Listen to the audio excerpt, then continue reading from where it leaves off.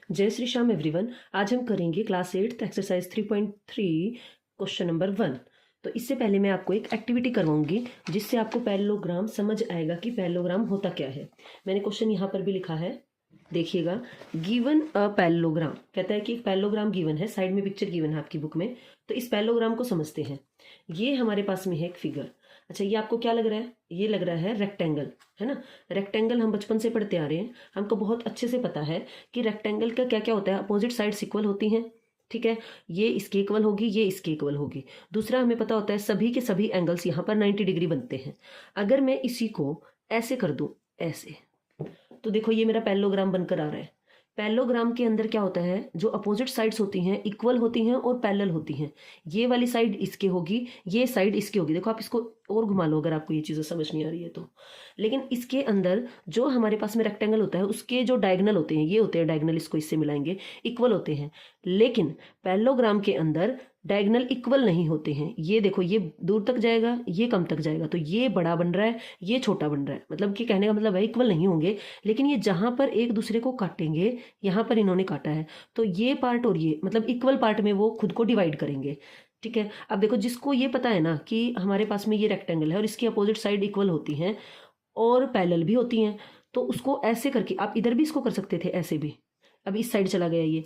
तो पैरेललोग्राम की प्रॉपर्टी यहाँ पर सबसे पहले समझते हैं। अपोजिट साइड्स हमारे पास में इक्वल होंगी, पैरेलल होंगी, ये इसके इक्वल है।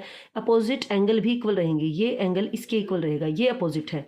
लेकिन एडजेसेंट जो एंगल है ना, ये और ये एंगल, इनका सम हमारे पास में क्या रहेगा? 180 डिग्री, इसका और इसका। अगर ऐसे बात समझ में नहीं आती है आपको, आप ये लगाओ, रेक्टेंगल के अंदर 90 डिग्री के एंगल होते हैं, ठीक है। तो अब ये 90 कम ज़्यादा हो गए हैं। अगर ये कम हुआ, ये जैसे जैसे कम हो रहा था इधर में स्पेस, तो ये स्पेस बढ़ रहा है, तो इससे लेकिन सम तो वही क्या है हमारे पास में? 180 है। तो एडजेसेंट एंगल का सम क्या होता है? 180 होता है।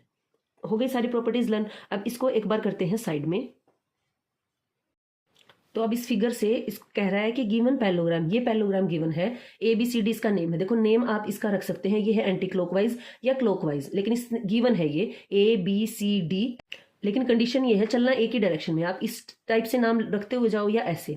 अगली बात, अब ये हमसे पूछ रहा है कि ये पैरेललोग्राम है। एक बात तो कहता है कि जो स्टेटमेंट्स गिवन है, ये 4 स्टेटमेंट गिवन है, इनके आंसर करो अगर आपको पैरेललोग्राम समझ आया है तो। AD, ये हमारे पास में AD है। अभी मैंने आपको इससे समझाया था, ये फिगर ऐसे ही है, मैं यहाँ रख लेती हूँ। तो ये वाली साइड और ये वाली साइड दोनों क्या थी हमारी? इक्वल और पैरेलल थी, और ये इसकी थी इक्वल और पैरेलल। तो जो ये AD है, ये किसके होगा? CB के। तो इसने पूछा है AD किसके इक्वल होगा? ये रहेगा AD, इसने लिखा ना, आप भी BC लिख दो। आगे ये पूछ रहा है सेकंड क्वेश्चन में, एंगल DCB, एंगल ये है हमारे पास में, इसको शुरू करें तो D और फिर क्या है? CB। मतलब ये इस एंगल की बात कर रहा है, ये एंगल। ये कहता है किसके इक्वल होगा? हमने देखा था पैरेललोग्राम के अपोजिट एंगल्स क्या होते हैं? इक्वल। तो ये जो हमारे पास में एंगल है, जिस एंगल की बात होती है ना, उसको बीच में रखते हैं। जैसे कि ये C था, तो इसके जो साइड वाले थे वो इसके इधर उधर बगल में रख दिया और बीच में वो रख दिया। अब हमने बात करनी है A की, तो A तो हम बीच में रखेंगे और इसके साइड वाले D और B। तो आप यहाँ पे रख दो D और यहाँ पे रख दो B, या यहाँ B रख दो, यहाँ D रख दो, कोई दिक्कत नहीं है। तो ये इसके इक्वल होगा। तीसरी प्रॉपर्टी है, तो ये हमने देखा साइड की प्रॉपर्टी देखी थी इसके ना, इसके अंदर हमने देखा था एंगल के बारे में देखा था पैरेललोग्राम की, उससे सोल्व हो रही है। यहाँ पे ये OC क्या है? OC इसका क्या है? यहाँ से यहाँ तक का डिस्टेंस है, ये पूरा का पूरा इसका क्या है? डायगोनल है। तो जो हमारे पास में पैरेललोग्राम होते हैं उसके डायगोनल इक्वल नहीं होते, लेकिन बाइसेक्ट करते हैं। बाइसेक्ट का मतलब होता है जहाँ पे वो काटते हैं। मान लो ये पूरे का पूरा 10 हो तो ये 5 हो जाएगा, ये 5 हो जाएगा।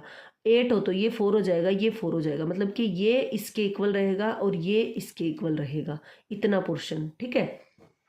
एक बार मैं आपको लाइन लगा के दिखा देती हूँ। देखो ये वाला, दिस वन, ये पार्ट इसके इक्वल रहेगा, ठीक है, क्योंकि ये बाइसेक्ट कर रहे हैं। बाय का मतलब होता है टू, सेक्ट का मतलब बांटना, 2 बराबर भागों में किसी चीज को बांटना।